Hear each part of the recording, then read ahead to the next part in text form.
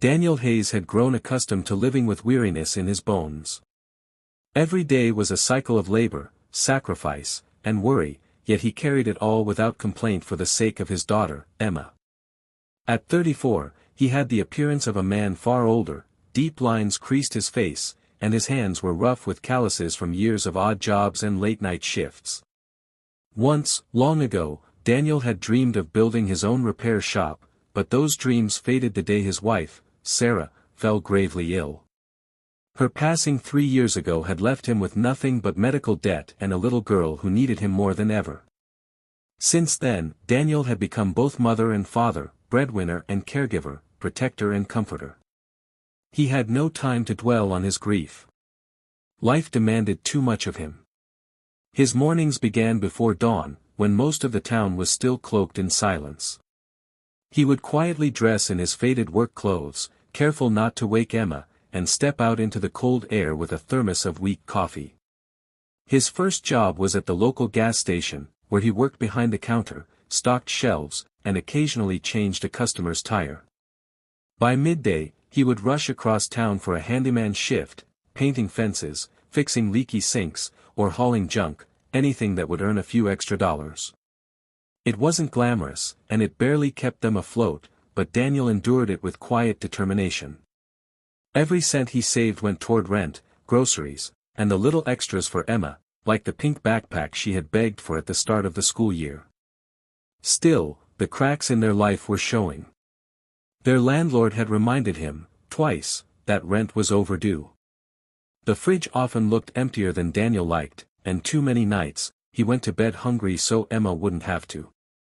His shoes were worn so thin that rain seeped through the soles, but when Emma noticed and offered him her allowance to buy a new pair, Daniel only laughed and told her he liked those shoes too much to give them up. In truth, he didn't have the money. That evening, as Daniel walked Emma home from school, she skipped beside him, holding his hand and chattering about her spelling test. Her innocent joy was the only light in his dim world. She didn't see the way he glanced at the grocery store window with longing, or how he slowed his pace near the shoe store before quickly looking away. To Emma, her father was invincible, a man who could fix anything. And Daniel clung to that image because it gave him strength to keep going, even when the weight felt unbearable. As they reached their small apartment, Daniel forced a smile, hiding his exhaustion. He had no idea that tomorrow, an ordinary morning would bring an unexpected encounter, one that would alter the course of their lives forever. The next morning dawned gray and bitterly cold, the kind of day when the sky seemed heavy with unspoken burdens. Daniel tightened his worn jacket around himself as he walked briskly toward the gas station, his boots slapping against the cracked sidewalk. He had been called in early to cover for a sick coworker, and though the extra hours meant more pay, it also meant less time with Emma. He reminded himself that every sacrifice had a purpose. As he trudged along, mentally calculating what little money he could set aside for the overdue rent, a sight up ahead caught his attention. Parked awkwardly on the side of the road was a sleek black sedan, its hood slightly ajar. Beside it stood a woman in a tailored coat, her hair perfectly styled despite the damp wind. She was on her phone, pacing anxiously, but the frustration on her face told Daniel she wasn't getting the help she needed. For a brief moment, Daniel hesitated. He was already running late, and his boss was not known for his patience. But then his conscience tugged at him. What if Emma were stranded like that one day, cold and helpless, and no one stopped? That thought was enough to turn his steps toward the car. "Morning, ma'am," he said gently, his voice carrying the kind of calm reassurance that came naturally to him. "Having some trouble?" The woman glanced up, momentarily startled, then sighed. "Yes, it just died on me. I've been on hold with roadside assistance for half an hour, and no one's coming soon." Daniel peered under the hood, his eyes scanning the engine with the ease of someone who had spent years fixing things with his own hands. He asked a few quick questions and listened carefully as she explained what had happened. Without fanfare, he pulled a small multi-tool from his pocket, something he always carried, and began checking connections. His hands moved steadily, confidently, despite the chill that stiffened his fingers. Within minutes, he identified the problem, a loose battery cable. With a few adjustments, a quick cleaning of the terminal, and a secure tightening, the engine coughed back to life. The woman's eyes widened in relief. "You're a lifesaver," she said with a grateful smile, her earlier frustration dissolving. "I don't know what I would have done if you hadn't stopped." She reached into her purse and pulled out a crisp bill, holding it out to him. Daniel shook his head quickly, stepping back with a modest shrug. "No need for that. Just glad you're safe and on your way." It was the truth, helping her had felt natural, and he couldn't bring himself to take money from someone who clearly had far more than he did. The woman studied him curiously, as though there was something in his humility that intrigued her. "At least tell me your name," she insisted. He gave her a small smile and said simply, "Daniel." Then, before she could press further, he gave a polite nod and continued on his way, disappearing into the morning crowd. What Daniel didn't know was that his simple act of kindness had left a lasting impression, and that this stranger was no ordinary woman. Tomorrow, she would ensure his life was never the same again. The following morning began like any other, with Daniel dragging his weary body into the gas station just before sunrise. He moved through the motions of stacking shelves and refilling the coffee pot, his mind clouded with worries about rent and bills. It was just another ordinary day, or so he thought. Around mid-morning, his manager, a gruff man named Carl, handed him a folded slip of paper. "Someone called for you," Carl muttered, eyeing Daniel suspiciously. "Said it was important." Daniel frowned in confusion. Hardly anyone ever called him at work. He unfolded the note and read it twice, trying to make sense of the neatly written message. "Mr. Hayes, please report to Westwood Motors headquarters at 3 p.m. today. Ask for the executive office. See, Westwood." His heart skipped. Westwood Motors? The largest automobile company in the state. Why would they want him? All morning, Daniel's thoughts raced. He replayed the note in his head as though the words might suddenly reveal a hidden meaning. Was it a mistake? Did they confuse him with someone else? His nerves only grew stronger as the hours crawled by. When his shift ended, he washed his hands, changed into his cleanest shirt, the same one he wore for Emma's school events, and caught a bus across town. The sight of Westwood Motors headquarters left him breathless. The towering glass building gleamed under the afternoon sun, a symbol of success and wealth that felt a world away from his modest life. For a moment, he considered turning back, convinced he didn't belong inside. But the thought of Emma gave him courage, and with a deep breath, he pushed open the doors. Inside, the lobby was all marble floors and polished steel. Receptionists in sharp suits greeted visitors with professional smiles, and Daniel felt painfully out of place in his scuffed shoes and worn jacket. Still, he approached the front desk nervously and handed over the note. The receptionist's eyes lit up with recognition. "Mr. Hayes, we've been expecting you," she said warmly. "Please, follow me." Expecting him?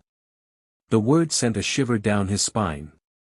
He followed her through a maze of hallways until they stopped at a tall wooden door. She knocked once and then opened it, motioning for him to step inside. Daniel froze the moment he entered. Behind the desk sat the woman from the roadside, the same one whose car he had fixed just the day before. Except now, she looked entirely different. Gone was the frazzled stranger in need of help. She was poised, confident, and dressed in a flawless suit. "Daniel," she said, standing to greet him with a smile. "I'm glad you came." His mouth went dry. You're the one who called me," he stammered. She nodded and extended her hand.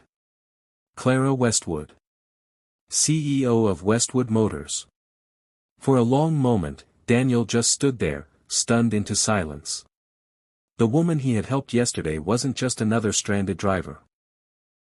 She was one of the most powerful business leaders in the state. And now she was looking at him with an expression that told him she hadn't brought him here by accident. His heart pounded as he realized his life was about to change in ways he never could have imagined. Daniel sat nervously in the chair across from Clara Westwood's polished desk, his calloused hands twisting together as he tried to process the surreal moment. He half expected her to reveal that this was some kind of mistake, that she had confused him with someone else more deserving of an invitation to such an office. But Clara's steady gaze assured him otherwise. "Yesterday," she began, her voice calm yet warm, "you didn't just fix my car, you showed me something I rarely see anymore. You helped without hesitation, refused payment, and carried yourself with a quiet skill that spoke louder than words. I was impressed, Daniel. Truly." He swallowed hard, unsure how to respond. Compliments were rare in his life, and hearing them from a CEO felt like stepping into a dream. "I was just doing what anyone would do," he murmured. Clara shook her head. "Not everyone would. And that's why you're here." She explained that Westwood Motors was expanding its service department and was in need of people with genuine experience and integrity, qualities often overlooked in favor of polished resumes. Clara believed Daniel was exactly the kind of man they needed. "You've been fixing things your whole life," she said. "I could see it in the way you handled that engine yesterday. But more importantly, you fixed it with heart. That can't be taught." Daniel's chest tightened. He wanted to believe her, but doubt gnawed at him. "I don't have a degree," he admitted quietly. "I never went to school for this. Everything I know, I learned out of necessity. I'm not someone who belongs here." Clara leaned forward, her expression softening. "Daniel, the best workers I've ever met weren't defined by a piece of paper. They were defined by grit, by honesty, by the way they treated people. And you've already proven that." She slid a folder across the desk toward him. Inside was an official job offer, technical supervisor, Westwood Motors Service Division, with a salary figure that made Daniel's breath catch in his throat. It was more than triple what he had ever earned in a year. For the first time in so long, he imagined paying off the overdue rent, filling the fridge with food, and buying Emma the school supplies she deserved. His vision blurred as tears pricked the corners of his eyes. When he looked up, Clara was smiling gently. "Take the job, Daniel. You've earned it." The words sank deep into him, warming a place in his heart that had been cold for years. He accepted with a trembling handshake, still hardly believing this was real. That evening, when he returned home, Emma ran to him with her usual joyful energy. He scooped her up and held her tightly, whispering into her hair, "Things are going to be different now, sweetheart. Daddy finally caught a break." Emma pulled back, her big eyes full of trust, and said with absolute certainty, "I always knew you would." For the first time in years, Daniel felt the weight of struggle lift from his shoulders. Tomorrow no longer looked like a storm he had to survive, it looked like a sunrise filled with promise. His simple act of kindness had rewritten their lives, proving that sometimes the smallest choices lead to the greatest miracles.